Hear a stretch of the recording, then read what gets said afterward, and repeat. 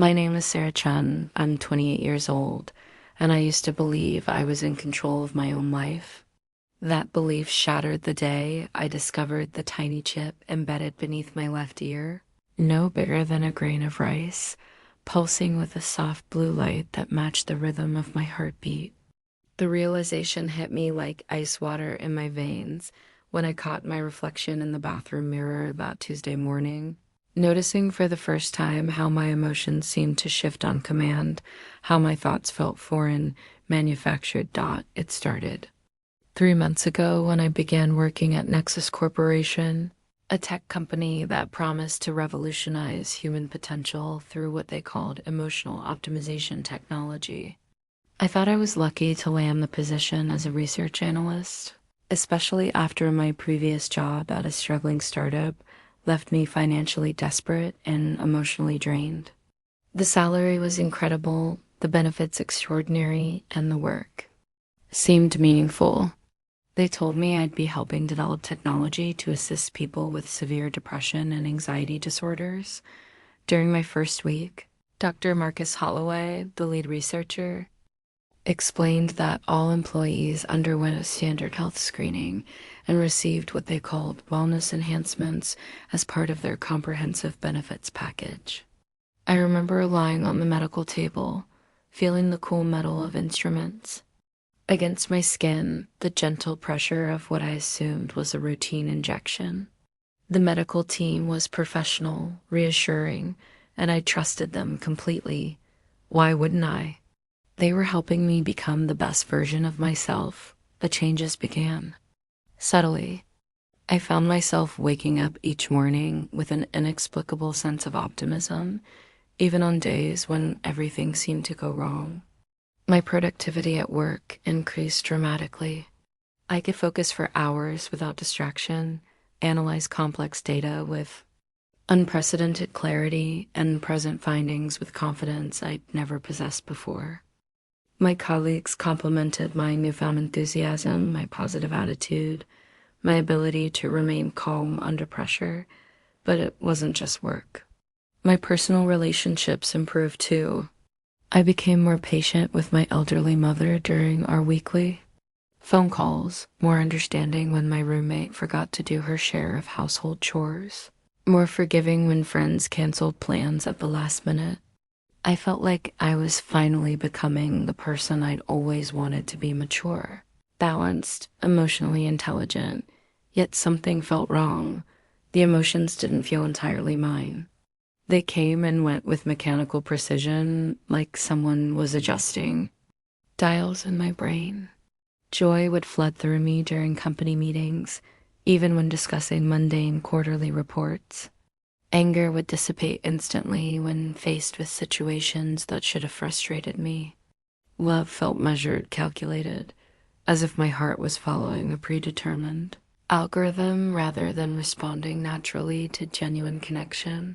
The first real crack in this perfect facade appeared during a video call with my sister Emma, who lived across the country. She was going through a difficult divorce, crying as she described her husband's betrayal, the custody battle over their young daughter, the financial uncertainty ahead. I watched her tears, heard her pain, and felt nothing. No empathy, no sadness, no desire to comfort her. Instead, I experienced a mild sense of satisfaction, as if her suffering validated my own emotional stability. That terrified me more than anything I'd ever experienced. I began paying closer attention to my responses, documenting them in a private journal I kept hidden in my apartment. The patterns became undeniable. My emotions weren't random or natural, they followed schedules. Happiness peaked during work hours and social gatherings. Contentment dominated my evenings at home. Romantic attraction activated only in the presence of certain individuals, always those who worked for companies with business relationships too. Nexus Corporation. The discovery of the chip confirmed my worst suspicions. I spent hours researching, using my access to Nexus databases to uncover the truth about the wellness enhancement program. What I found made my blood run cold. The company wasn't just experimenting with emotional regulation, they were conducting large-scale human trials without informed consent. Thousands of employees across dozens of partner companies had been implanted with these devices. Their emotional responses monitored, recorded, and manipulated according to corporate objectives. The files revealed everything.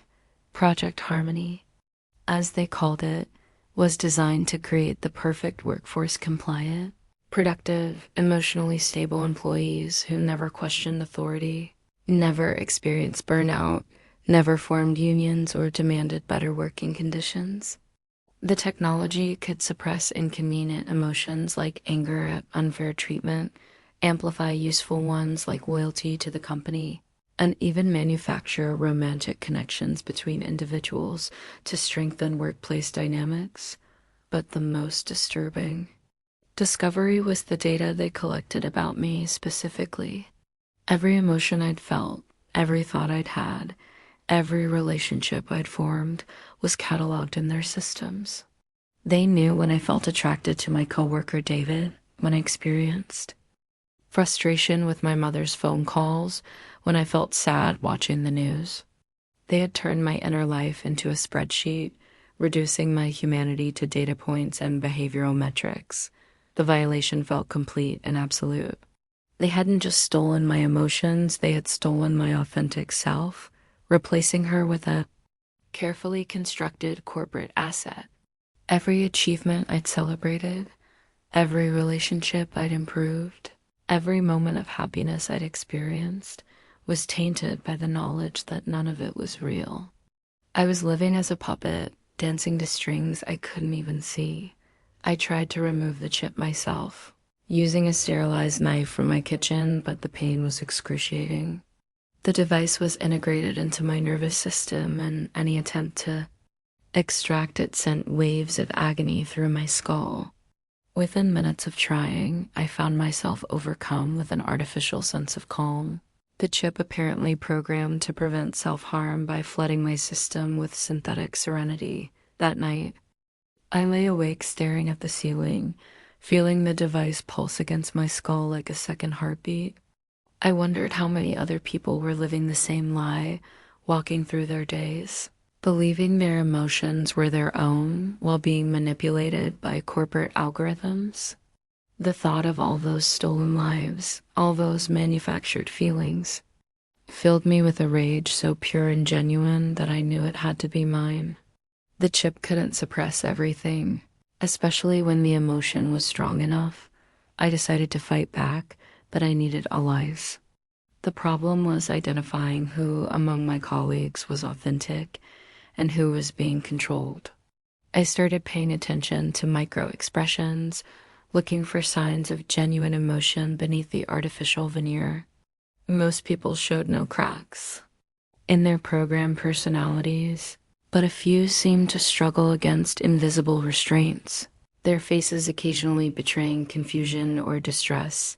James Rodriguez, a security analyst who worked 2 floors below me, became my first target for recruitment.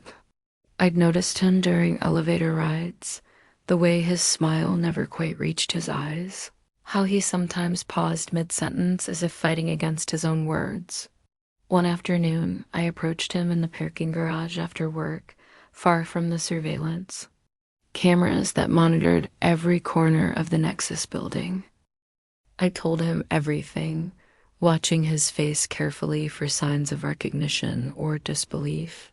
For a moment, he stared at me with the blank expression I'd grown accustomed to seeing on controlled faces. Then something shifted in his eyes, a flicker of genuine emotion breaking through the artificial calm.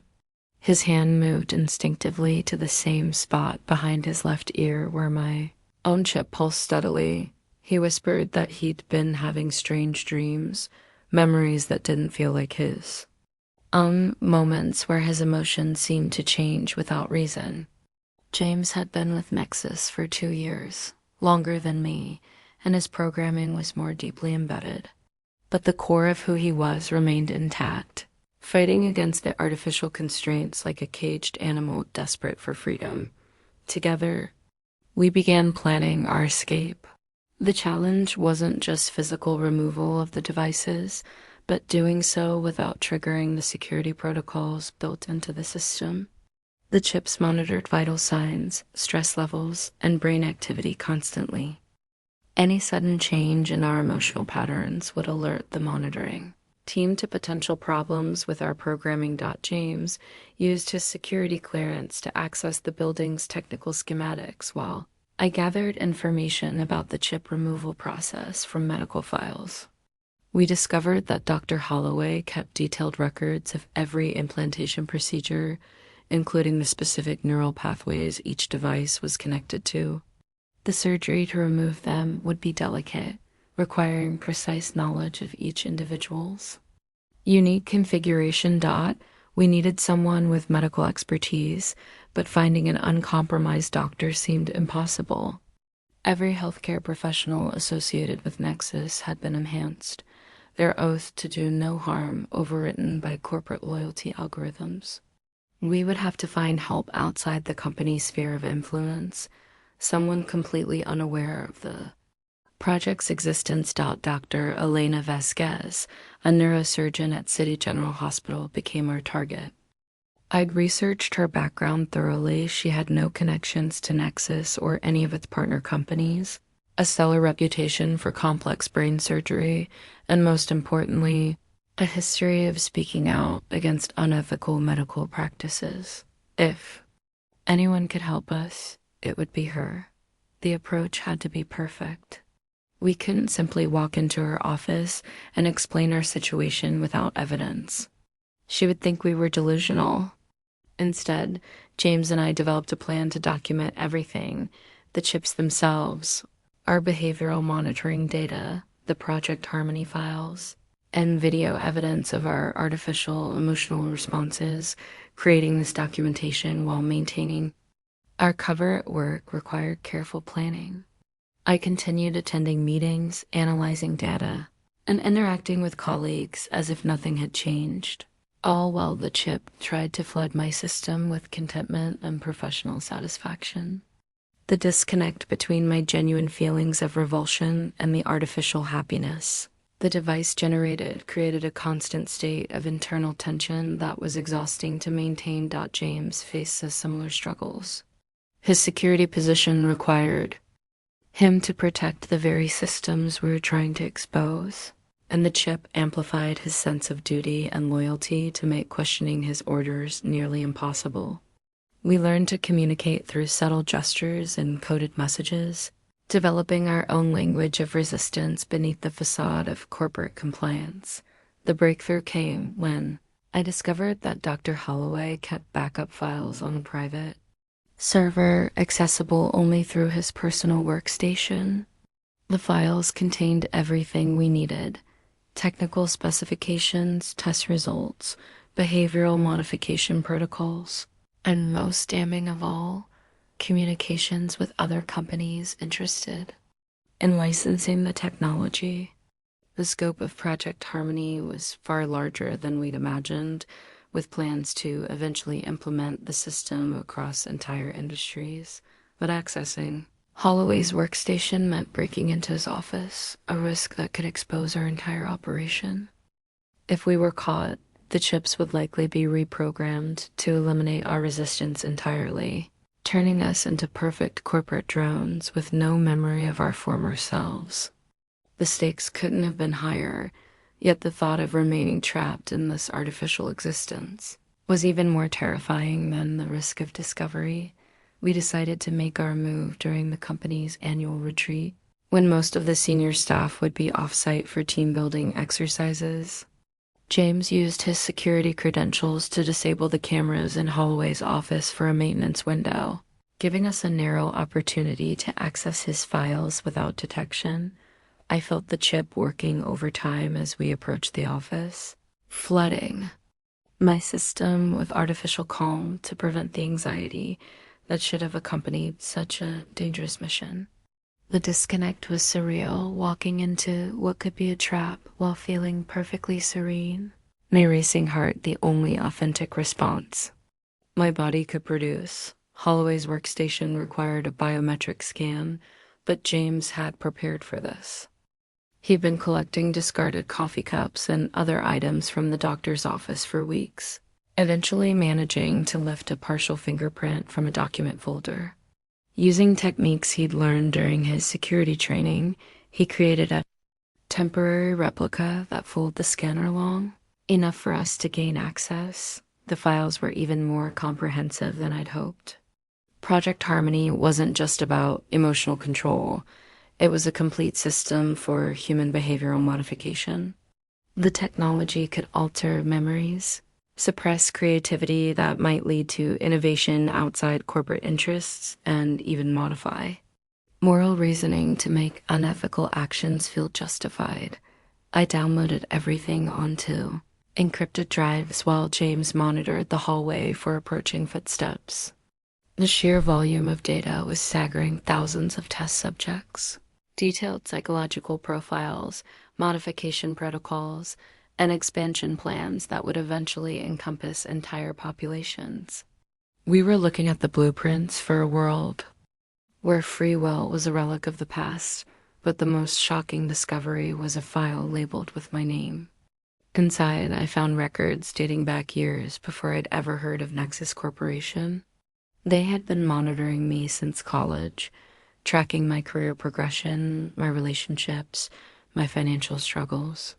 The job offer hadn't been luck, it had been a carefully orchestrated recruitment based on psychological profiling that identified me as an ideal candidate for their experiments.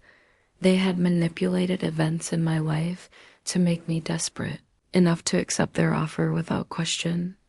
The startup where I'd previously worked had been driven into bankruptcy through a series of coordinated actions by Nexus partners.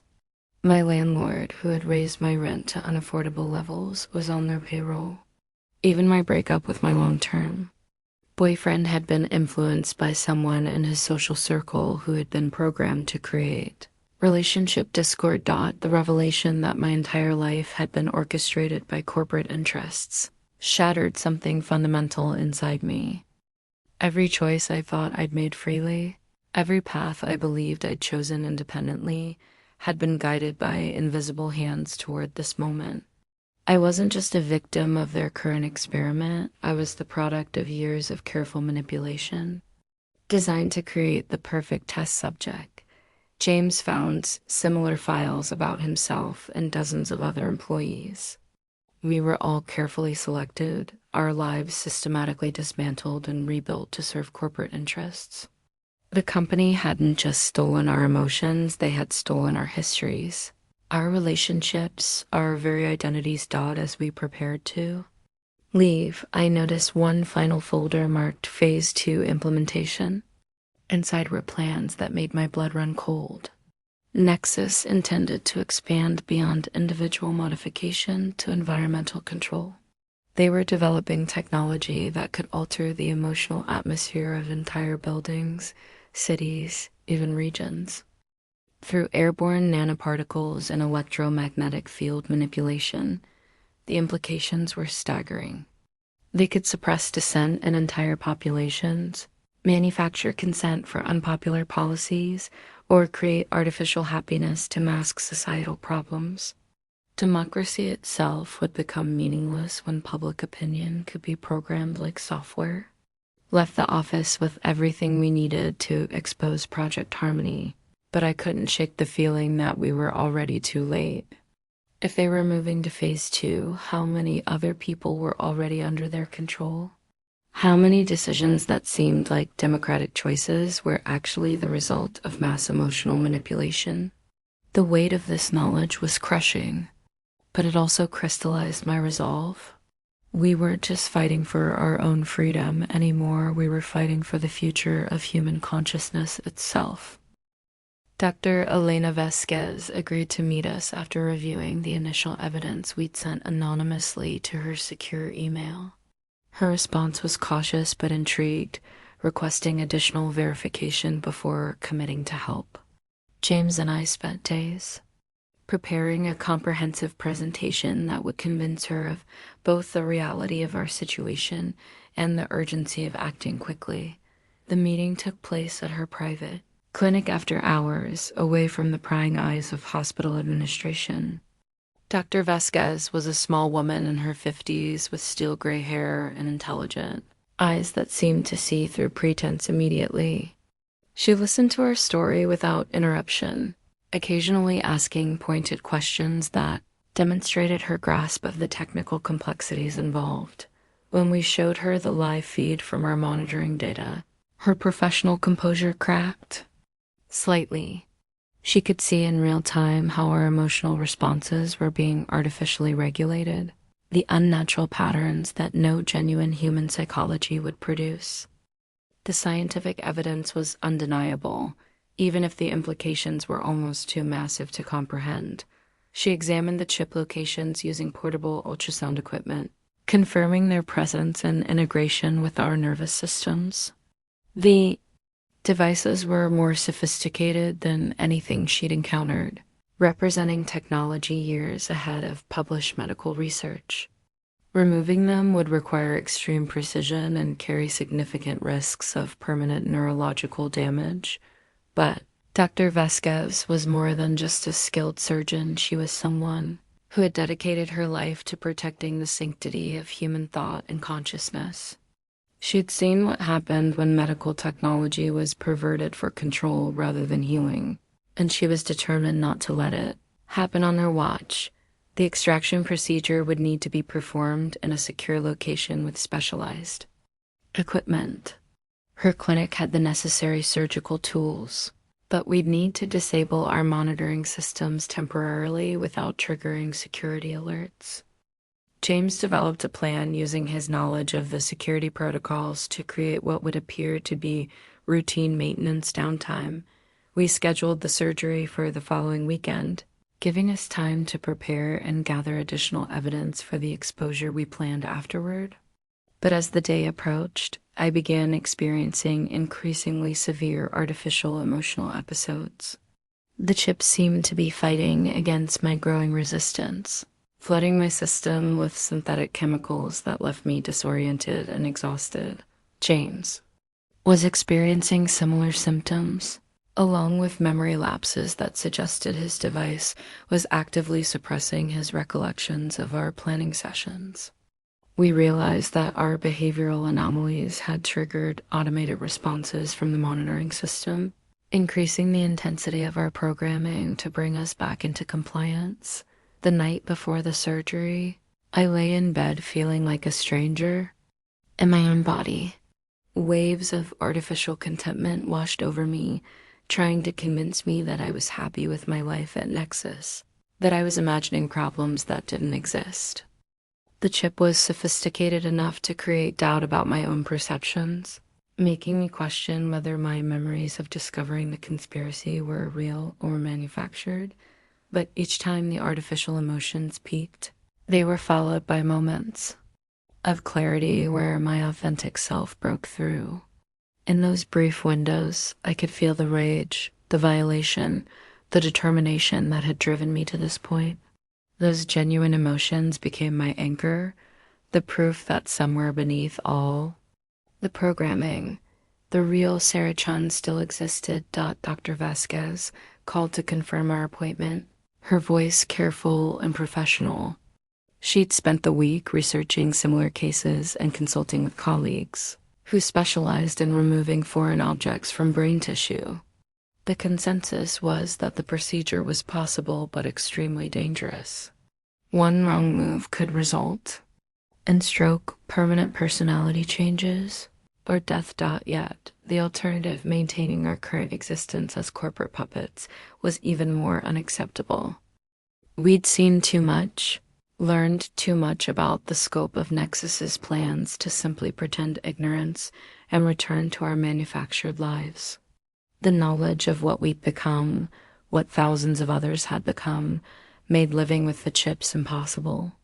Surgery began at dawn on Saturday morning, performed in Dr. Vasquez's private operating room with only her most trusted nurse assisting. James went first, his device located in a slightly more accessible position than mine. I watched from the observation area as Dr. Vasquez made the initial incision, her movements precise and confident despite the unprecedented nature of the procedure. The chip was embedded deeper than the imaging had suggested, its filaments extending into James's temporal lobe like the roots of some technological parasite. Each connection had to be severed carefully to avoid damaging the surrounding brain tissue. I could see the device on the monitor, pulsing with that familiar blue light, fighting against its removal by sending cascading electrical signals through James's nervous system. The extraction took 3 hours. When Dr. Vasquez finally lifted the chip from James's skull with surgical forceps, it continued to pulse for several more seconds before going dark. In that moment, I saw something I hadn't witnessed in months. James's face relaxed into an expression of genuine peace, his features freed from the subtle tension that had marked every artificially controlled moment. My turn came next, but as Dr. Vasquez prepared the anesthesia, my chip seemed to activate some kind of emergency protocol. Pain shot through my skull like lightning, followed by a flood of sympathetic panic designed to make me flee the operating room. The device was trying to preserve itself, using every tool at its disposal to prevent its removal. Dr. Vasquez had anticipated this response. She quickly administered a local anesthetic directly into the chip's location, temporarily disrupting its ability to send signals while keeping me conscious enough to report any unusual sensations. The relief was immediate and overwhelming. After months of artificial emotional manipulation, the simple absence of that constant interference felt like being able to breathe freely for the first time. The extraction of my chip proved more complex than James's. The device had apparently adapted to my resistance, growing additional connections to compensate for my attempts to fight its influence. Dr. Vasquez worked with methodical precision, carefully severing each filament while monitoring my brain activity for signs of damage. During the procedure, I experienced flashes of suppressed memories, returning memories the chip had been actively blocking. I remembered moments of genuine anger at workplace injustices that had been immediately erased, authentic sadness at world events that had been replaced with artificial indifference, real love for people the chip had deemed unsuitable for my corporate programming. When Dr. Vasquez finally extracted my device, the sensation was indescribable. It was like stepping out of a gray, muffled world into brilliant sunlight. Colors seemed more vivid, sounds more distinct, and for the first time in months, my emotions felt completely, authentically mine. The relief was so intense it brought tears to my eyes, real tears, not manufactured responses. James and I spent the recovery period at Dr. Vasquez's clinic, hidden from Nexus security while we planned our next moves. Without the chip suppressing our natural responses, we could finally process the full horror of what had been done to us. The anger was overwhelming at times, but it was our anger, genuine and justified. Dr. Vasquez documented everything about the extraction process, creating a medical record that would serve as crucial evidence in our planned exposure. She also began researching other neurosurgeons who might be willing to help remove similar devices, building a network of medical professionals who could assist other victims once the truth became public. But our absence from work hadn't gone unnoticed. James received increasingly frantic calls from his security supervisor, demanding explanations for his sudden unavailability. My manager left voicemails expressing concern for my well-being, but there was something artificial about their tone that suggested they knew more than they were letting on. We realized that Nexus had probably discovered our unauthorized access to Dr. Holloway's files. Our behavioral monitoring data would have shown the exact moment our chips were removed. and they would be working frantically to contain the situation before we could expose their operation. On Monday morning, we watched from Dr. Vasquez's office as news reports began emerging about a gas leak at the Nexus Corporation building that had required evacuation of all employees. James and I exchanged knowing looks we both recognized.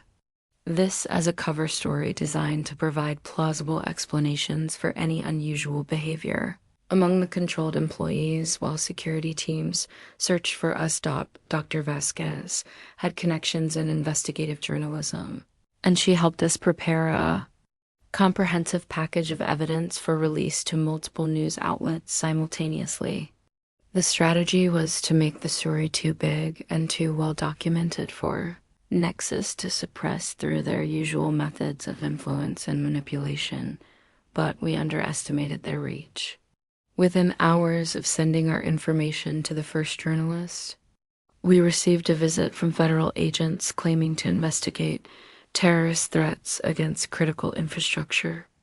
They arrived with warrants authorizing the seizure of all electronic devices and demanding our immediate cooperation with a national security investigation. The agents were professional and courteous, but something about their demeanor felt familiar. The same artificial calm, the same carefully modulated emotional responses I'd learned to recognize in controlled individuals. James caught my eye and nodded slightly, confirming that he'd noticed the same anomalies. Even federal law enforcement had been infiltrated by Project Harmony. Dr. Vasquez, however, had prepared for this possibility. While the agent searched her clinic, she activated a dead man switch she'd programmed into her computer systems. If she didn't check in with specific codes every 12 hours, encrypted files containing all our evidence would be automatically sent to journalists, medical boards, and human rights organizations worldwide. The agents seemed to know about this failsafe, but they couldn't prevent its activation without Dr. Vasquez's voluntary cooperation. What followed was a tense negotiation where the artificial emotions of the controlled agents conflicted with whatever genuine humanity remained beneath their programming. Agent Sarah Martinez, the team leader, showed moments of confusion that suggested her authentic self was fighting against the chip's influence.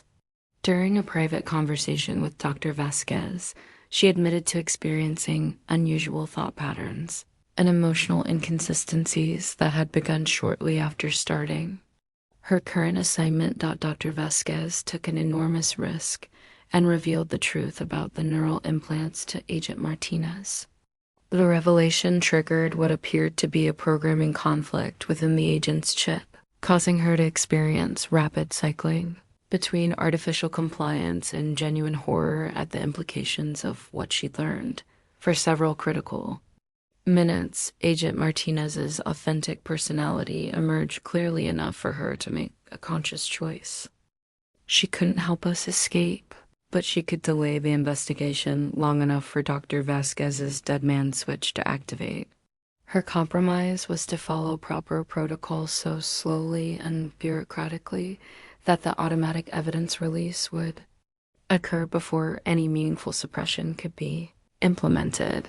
The other agents seemed to sense something was wrong with their team leader, but their programming prevented them from directly questioning her authority. James and I watched this surreal dance of competing loyalties play out, knowing that the fate of thousands of victims depended on whether one woman could maintain control over her own thoughts long enough to do the right thing. By evening, the automatic release had triggered. News outlets across the globe received comprehensive evidence packages about Project Harmony, complete with medical documentation, corporate files, video testimonies, and proof of government infiltration. The story was too big, too well documented, and too widely distributed to contain. Agent Martinez collapsed shortly after the evidence went public, her chip apparently overloading as it tried to reconcile her program loyalty to the government with her authentic moral response to discovering she'd been used to suppress victims of human experimentation. Dr. Vasquez rushed to provide medical assistance, but the damage to Martinez's neural pathways would require extensive surgery to repair. The controlled agents tried to maintain their cover story, but with evidence flooding news cycles worldwide, their artificial calm in the face of such revelations only made them appear more suspicious. Within hours, medical professionals around the globe were identifying similar anomalies in law enforcement, government officials, and corporate executives. The global revelation of Project Harmony triggered the largest human rights crisis in modern history. As evidence spread across international media, governments worldwide began investigating similar programs within their own borders. The technology had been exported far beyond Nexus Corporation, with dozens of countries and corporations implementing their own versions of emotional control systems. James and I found ourselves at the center of a whirlwind of testimony, medical examinations, and legal proceedings. Every major news outlet wanted to interview us, but we quickly learned that not all journalists were trustworthy. Some showed the telltale signs of emotional manipulation, their questions carefully designed to discredit our accounts or minimize the significance of our discoveries. Dr. Vasquez became a crucial figure in the emerging resistance movement. Her surgical techniques for chip removal were shared with neurosurgeons worldwide, creating a network of medical professionals capable of liberating victims. But the process was dangerous, expensive, and time-consuming, with potentially millions of people affected globally. The logistics of treatment seemed overwhelming. The corporate response was swift and predictable. Nexus Corporation's executives denied all allegations, claiming that Project Harmony was a legitimate medical research program designed to help people with severe emotional disorders. They produced carefully coached patients who testified about the benefits they'd received from emotional regulation technology, though careful observers could detect the artificial nature of their responses. More concerning was the coordinated response from other affected organizations, companies, government agencies, and institutions with controlled employees began pushing back against the allegations with unified messaging that felt suspiciously synchronized. The controlled individuals couldn't help themselves. They were programmed to protect the system that enslaved them. Public opinion was sharply divided. Those who had never experienced emotional manipulation found it difficult to believe such technology could exist, let alone be implemented on such a massive scale.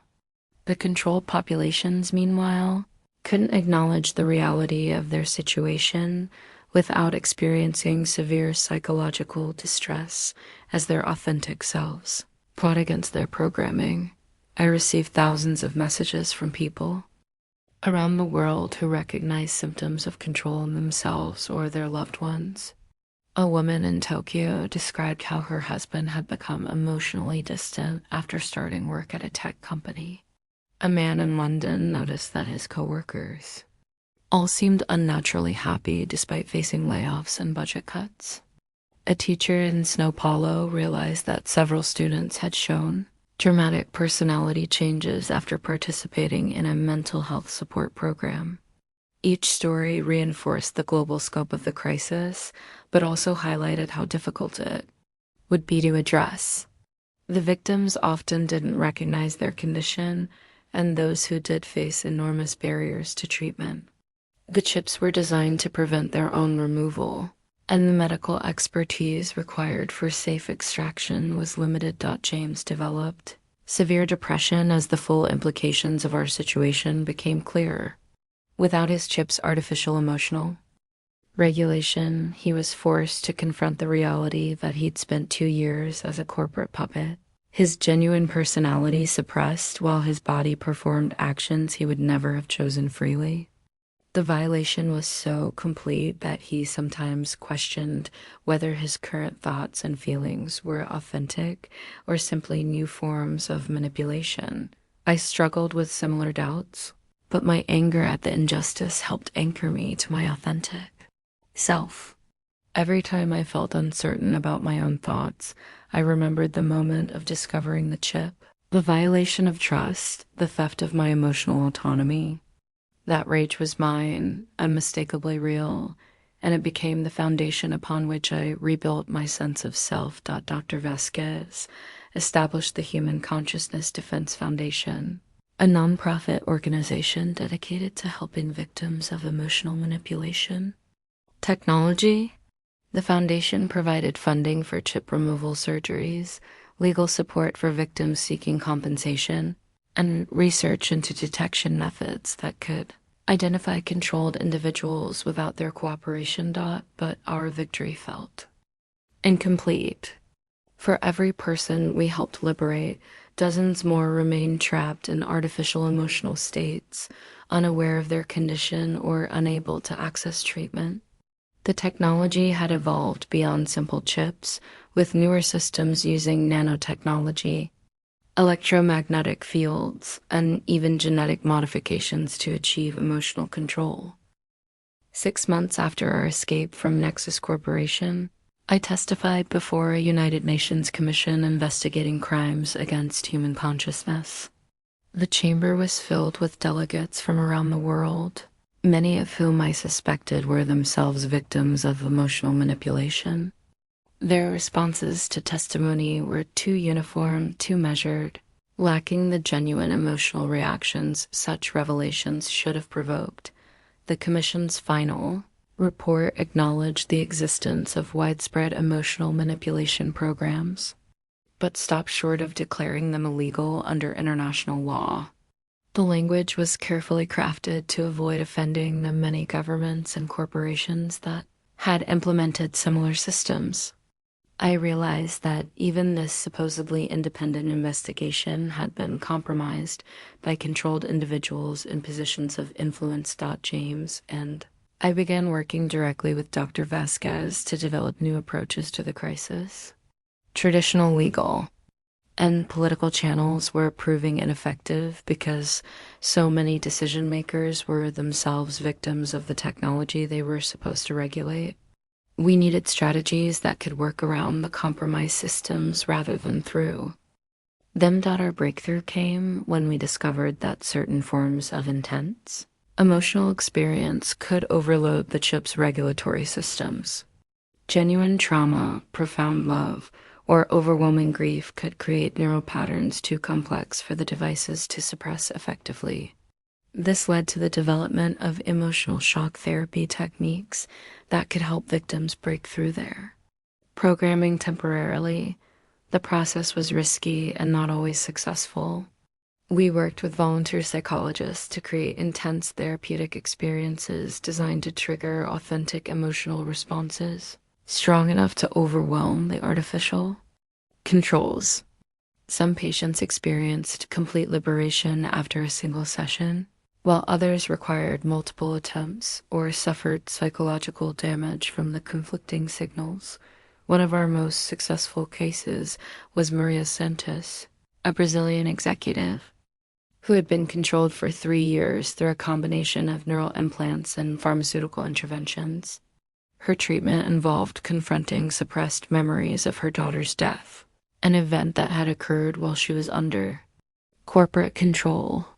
The chip had prevented her from grieving properly, leaving her in a state of artificial acceptance that masked profound psychological trauma. When Maria finally accessed her authentic grief, the emotional intensity short-circuited her neural implant completely. The device stopped functioning, and for the first time in years, she could feel genuine sorrow for her loss. The experience was devastating but ultimately liberating, allowing her to begin the natural healing process that had been artificially interrupted. Our work attracted the attention of underground resistance networks forming in countries where emotional manipulation had become institutionalized. These groups operated in secret, identifying victims, providing treatment when possible, and documenting the extent of the crisis for future legal proceedings. But we also attracted unwanted attention from those seeking to protect the emotional control systems. James was nearly killed in what appeared to be a random mugging, but the attackers showed the same artificial calm and precise coordination that characterized controlled individuals. Dr. Vasquez's clinic was burglarized multiple times with thieves. Targeting only files related to our chip removal research, I began experiencing strange symptoms that suggested someone was trying to reinstall control technology in my system. Periods of artificial calm would wash over me unexpectedly, followed by memory lapses and emotional numbness that felt familiar from my time under corporate control. Medical scans revealed no implanted devices, but newer forms of the technology were becoming increasingly sophisticated and difficult to detect. The realization that I might be falling back under control filled me with terror. After experiencing authentic emotions again, the prospect of returning to artificial regulation was worse than death. I couldn't trust my own thoughts, couldn't be certain whether my feelings were genuine or manufactured, couldn't even be sure that my determination to fight the system wasn't itself a form of programming designed to make me believe I was free. Doctor Vasquez developed new diagnostic techniques to identify the latest generation of control technology, but the arms race between liberation and control was accelerating. Each breakthrough in detection led to more advanced methods of manipulation. The enemy we were fighting was not just a corporation or government, but a fundamental shift in human consciousness toward external control of internal experience. The turning point came when we discovered that children were being targeted. Schools in multiple countries had begun implementing emotional wellness programs that included nasal sprays, skin patches, and even modified school lunches designed to deliver mood-regulating compounds to developing minds. The younger the subjects, the more complete the control could become, potentially creating entire generations who had never experienced authentic emotions. This revelation broke through the artificial calm of many controlled adults, even those whose programming prevented them from recognizing their own condition could see the horror of stealing childhood emotions.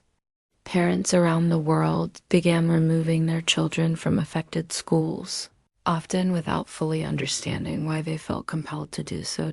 James and I joined forces with child psychologists and educators to expose these programs and develop protective measures for young people. We created simple tests that could identify emotional manipulation in children, along with therapeutic techniques adapted for developing minds. The work was heartbreaking as we encountered children who had never experienced genuine sadness, authentic anger, or natural joy. 8-year-old Tommy Morrison had been in an emotional regulation program since kindergarten. When we first met him, he displayed perfect behavior at all times, never crying, never displaying frustration, always cooperative and pleasant. His parents had been thrilled with his improved conduct after years of normal childhood emotional outbursts. But when we gradually reduced the chemical compounds in his system, Tommy's authentic personality began to emerge. He was creative, passionate, sometimes difficult, but undeniably real. His anger at having his toys taken away, his excitement about butterflies in the garden, his tears when saying goodbye to new friends, all of these responses had been stolen from him by adults who thought they were helping him become a better person. The liberation of even one child created ripple effects through entire communities. Parents who had been controlled themselves sometimes broke through their programming when they witnessed their children experiencing genuine emotions for the first time. The love they felt for their kids was often strong enough to override artificial behavioral controls. At least temporarily. We began organizing what we called authenticity circles, groups of families, working together to identify and resist emotional manipulation in their communities. These gatherings provided support for people undergoing liberation, education about recognition techniques, and most importantly, regular exposure to genuine human emotion that could help maintain Psychological freedom, the corporate response to our child protection efforts, was vicious. Nexus Corporation and its partners launched coordinated legal attacks against our foundation, filing lawsuits claiming we were endangering children by preventing them from receiving necessary mental health treatment. They produced studies suggesting that emotional regulation technology improved academic performance, reduced bullying, and created safer school environments. Some of these claims weren't entirely false. Controlled children did perform better on standardized tests, showed less aggressive behavior, and caused fewer disruptions in classroom settings. But they had also lost their capacity for creativity, spontaneous joy, and authentic relationship formation. They were becoming perfect students and perfect future employees, but they were no longer fully human. The legal battles drained our resources and forced used to spend time defending our work rather than expanding it. Every court hearing, every deposition, every filing was an opportunity for opposing lawyers to wear us down and delay our efforts to help more victims. Some of the judges and attorneys involved showed signs of emotional manipulation, making fair hearings nearly impossible, but public opinion was slowly shifting in our favor. Independent journalists continued investigating and reporting on the scope of emotional control programs, despite pressure from controlled editors and advertisers. Social media campaigns spread awareness, with people sharing stories of their own liberation or recognition of manipulation in their lives. The breakthrough moment came when Senator Patricia Williams, who had been investigating our claims for months, experienced her own liberation during a live television interview. She had been asking skeptical questions about the reality of widespread emotional control when she suddenly stopped mid-sentence, her face showing confusion and then horror as she apparently broke through her own programming. On national television, Senator Williams described feeling artificial calm flooding through her system, followed by memories of having similar episodes during important votes and policy discussions. She realized that her political positions on several key issues had been influenced by emotional manipulation rather than her genuine beliefs about what was best for her constituents. Part 11, Senator Williams' public breakdown on live television, became a watershed moment for the resistance movement. Within hours, the video had spread across every social media platform, and similar episodes began occurring among politicians, corporate executives, and media personalities worldwide. The sight of public figures suddenly recognizing their own emotional manipulation created a wave of authentic shock that seemed to propagate through controlled populations like a psychological contagion. James and I found ourselves advising government, committees, medical boards, and international organizations as they struggled to comprehend the scale of the crisis. Every meeting revealed new layers of infiltration and control, with officials discovering that their own colleagues, advisors, and sometimes their own past decisions had been compromised by artificial emotional manipulation. The technological arms race intensified as companies like Nexus developed new methods to maintain control over their victims. Second-generation systems used targeted electromagnetic fields that could influence brain activity without requiring implanted devices. Third-generation programs employed social media algorithms combined with personalized content delivery to create emotional states through environmental manipulation rather than direct neural intervention. But for every advancement in control technology, our resistance network developed countermeasures. Dr. Vasquez's foundation established screening centers in major cities worldwide, offering free testing for various forms of emotional manipulation. We created smartphone apps that could detect certain types of electromagnetic interference and developed meditation techniques specifically designed to strengthen authentic emotional responses against artificial influences. The personal cost of this war for human consciousness was enormous. I struggled with chronic anxiety, never certain whether my thoughts and feelings were genuinely my own or the result of sophisticated manipulation I couldn't detect. James developed what could only be described as emotional paranoia, constantly analyzing his responses for signs of artificial influence until he could barely function in normal social situations. Our relationship deepened through shared trauma, but even our feelings for each other became subjects of doubt. Had our attraction grown naturally from working together toward a common goal, or had it been programmed into us as a way to ensure our continued cooperation? The uncertainty poisoned even our most intimate moments as we questioned whether our love was authentic or manufactured. Dr. Vasquez became like a mother to both of us, providing stability and wisdom as we navigated the psychological minefield of life after liberation.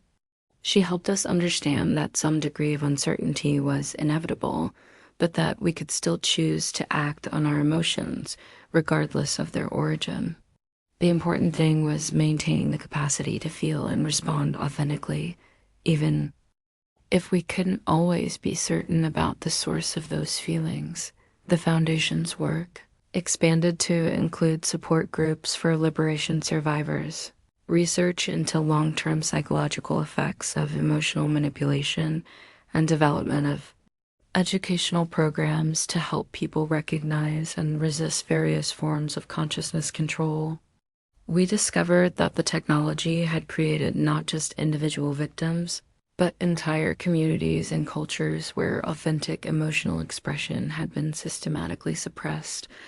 In some corporate environments, the artificial emotional climate had become so pervasive that genuinely free individuals were seen as disruptive, unstable, or mentally ill.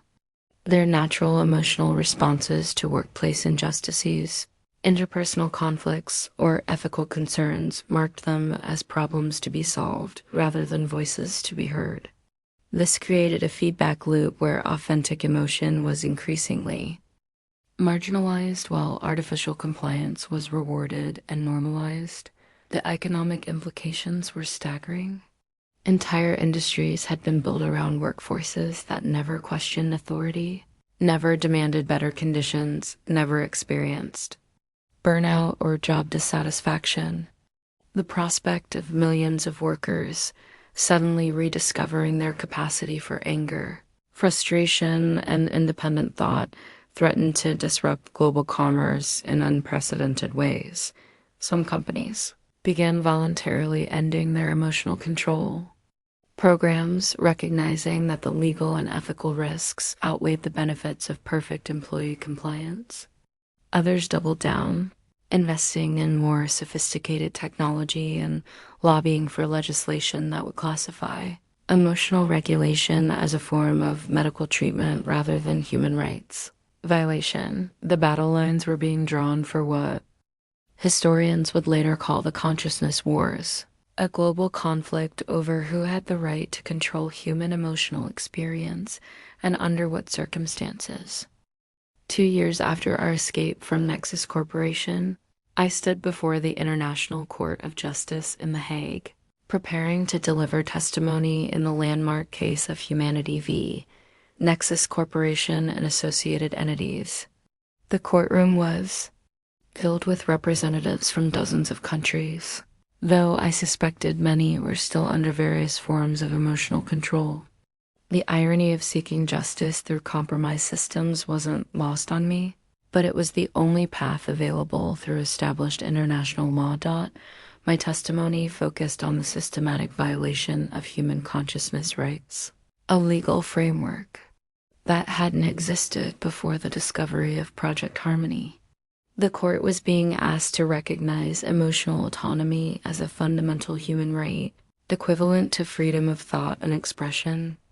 The implications extended far beyond corporate misconduct to questions about the nature of free will, personal identity, and what it means to be human. The defense attorneys, several of whom displayed subtle signs of emotional manipulation, argued that the technology represented medical advancement similar to antidepressants or other psychiatric medications. They claimed that voluntary emotional regulation could treat mental illness, improve workplace productivity, and reduce social conflict.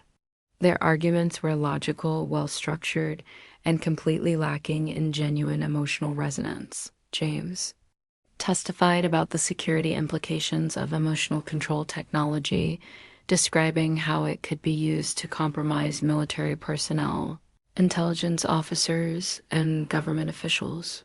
His technical analysis revealed that entire national security apparatuses could be infiltrated not through traditional espionage, but through manipulation of the emotions and decision-making processes of key personnel. Dr. Vasquez presented medical evidence showing the neurological damage caused by forced emotional regulation, along with data from thousands of liberation procedures she had performed worldwide. Her testimony was particularly powerful because it combined scientific rigor with genuine compassion for the victims, creating an emotional impact that even controlled observers couldn't entirely dismiss. The most dramatic moment came when Maria Santos, the Brazilian executive we had helped liberate, confronted Nexus CEO Richard Blackwood directly. She described how the company's technology had prevented her from grieving her daughter's death properly, stealing years of natural healing, and leaving her with psychological trauma that might never fully resolve. Her raw emotion, authentic and undeniable, created a moment of silence in the courtroom that no artificial calm could mask. CEO Blackwood's response revealed the depth of his own programming. He expressed regret for any suffering caused while simultaneously defending the technology as necessary for human progress.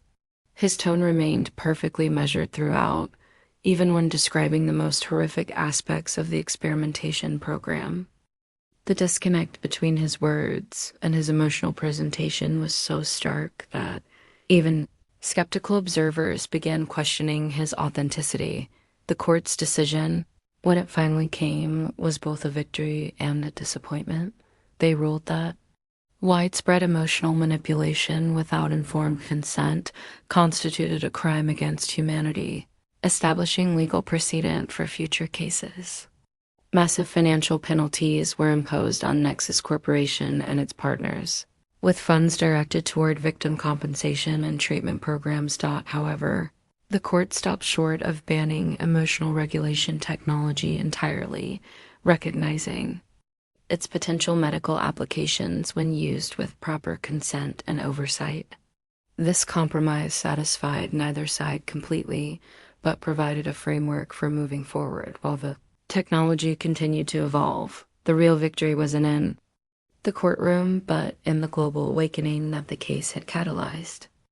Millions of people worldwide had begun questioning their own emotional responses, seeking testing for various forms of manipulation, and demanding transparency from employers, governments, and institutions that might be using consciousness control technology. Educational programs were established in schools to teach children about emotional authenticity and recognition of artificial influences.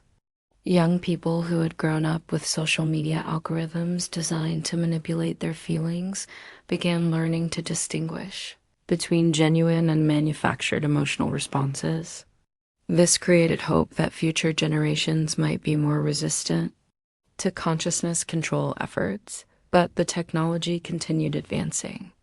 Reports emerged of new systems that could influence emotions through modified food additives, architectural design elements that affected mood through environmental psychology, and even clothing fabrics that delivered chemical compounds through skin contact.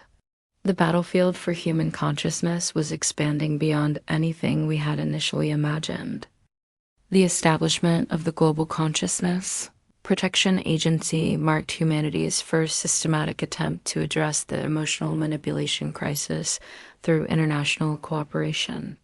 Headquartered in Geneva with regional offices worldwide, the agency was tasked with monitoring consciousness control technology, certifying legitimate medical applications, and providing support for victims of unauthorized manipulation. I was offered a position as chief investigator, a role that would have provided financial security and official authority to continue the work James and I had been doing independently. But the offer came with required psychological screening that I couldn't trust. Given the agency's need to hire personnel who were demonstrably free from emotional manipulation, the testing process itself could be a form of control, and I wasn't willing to risk my hard-won autonomy. Instead, I continued working with Dr. Vasquez's foundation, which had evolved into a global network of liberation centers offering detection, treatment, and recovery services. Our approach remained focused on individual healing rather than systemic change, believing that authentic human consciousness would ultimately prevail if enough people could be freed from artificial control. James took a different path, joining an underground resistance movement that sought to actively sabotage consciousness control infrastructure. His technical skills made him valuable for disrupting electromagnetic manipulation systems and developing countermeasures against new forms of technology. But the secretive, paranoid nature of resistance work took a toll on his psychological well-being, and I worried that his fight against artificial emotion was causing him to suppress his authentic feelings. Our romantic relationship couldn't survive the stress of our divergent approaches to the crisis. The uncertainty about whether our feelings were genuine, combined with the pressures of our respective work, created conflicts that we couldn't resolve through communication alone.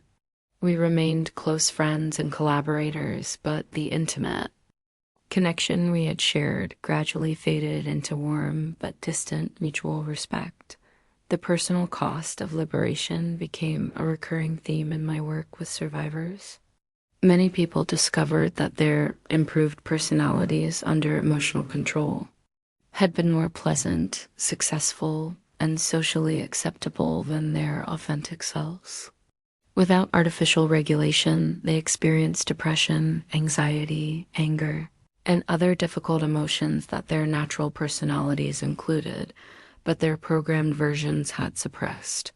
Some liberation survivors requested to have their control systems reactivated, preferring artificial happiness to authentic psychological struggle. This created ethical dilemmas for treatment providers who had to balance respect for individual autonomy against concerns about informed consent and the broader social implications of voluntary consciousness control. Corporate responses to the global awakening varied dramatically. Some companies publicly ended their emotional manipulation programs and offered treatment for affected employees, accepting legal liability in exchange for improved public relations. Others continued covert operations while publicly denying any involvement in consciousness control, forcing victims to prove their manipulation through expensive and often inconclusive testing procedures. The most disturbing trend was the emergence of emotional tourism, destinations where people could voluntarily experience various forms of consciousness control as entertainment or personal enhancement. These facilities offered everything from temporary mood regulation to complete personality modification, marketing the experiences as vacation adventures or therapeutic treatments. Wealthy individuals began purchasing personal emotional control systems for themselves and their families, viewing artificial mood regulation as the ultimate luxury service. These voluntary adopters complicated efforts to establish legal frameworks around consciousness control, as they could argue their participation was genuinely consensual and beneficial. Children remained the most vulnerable population, as their developing minds were particularly susceptible to emotional manipulation, and they lacked the legal capacity to consent to or refuse treatment. School systems worldwide struggled with questions about whether emotional regulation technology could be used to address behavioral problems, learning disabilities, or mental health issues in minors. The generational divide became stark, with older adults who remembered pre-manipulation emotional experiences advocating for authenticity, while younger people who had grown up with various forms of consciousness control often saw artificial emotional regulation as normal and desirable. This created family conflicts and social tensions that further complicated recovery efforts. My own work evolved toward education and prevention, developing programs to help people recognize the early signs of emotional manipulation and maintain their psychological autonomy in an increasingly controlled world. The focus shifted from liberation after the fact to building resilience before exposure, teaching emotional literacy and critical thinking skills that could protect against various forms of consciousness control. 5 years after our escape from Nexus Corporation, the world had fundamentally changed, though not always in ways we had hoped or expected. Emotional manipulation technology had become a permanent part of human civilization, regulated and controlled. In some contexts, but widely available and increasingly sophisticated, the legal victory at The Hague had established important precedents, but enforcement remained inconsistent across different countries and jurisdictions. Some nations had banned consciousness control technology entirely, while others had embraced it as a tool for social stability and economic productivity. This created a patchwork of regulations that companies and individuals could navigate to find permissive environments for their activities. I found myself traveling constantly, speaking at conferences, consulting with governments, and training healthcare providers in detection and treatment techniques.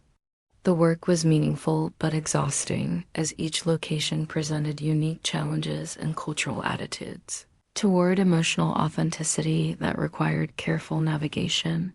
During a conference in Sao Paulo, I met Dr. Elena Rodriguez, a philosopher who had been studying the ethical implications of consciousness control technology.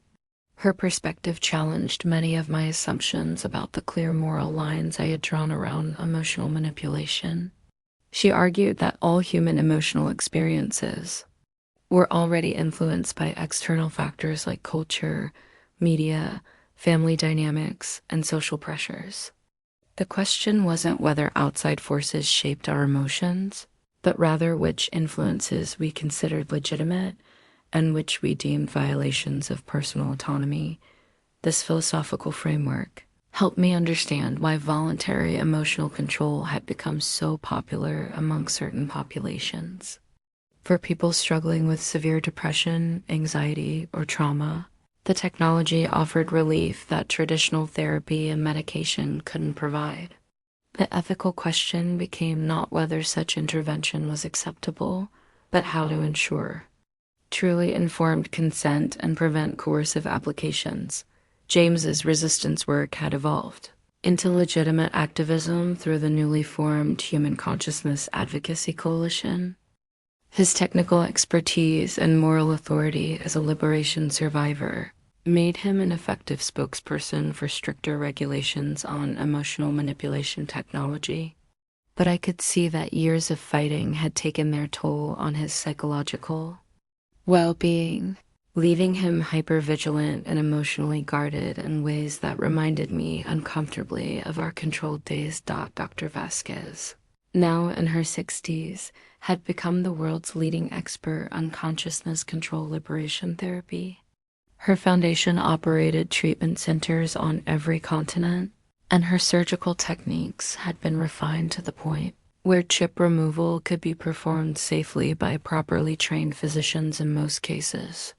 Yet she often expressed frustration that liberation was only treating symptoms while the underlying technology continued advancing faster than countermeasures could be developed.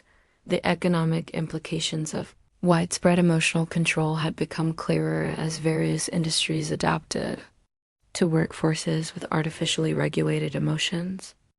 Productivity gains were substantial in many sectors, but innovation and creativity suffered when employees lacked authentic passion, frustration, or dissatisfaction that might drive them to improve existing systems or develop new approaches.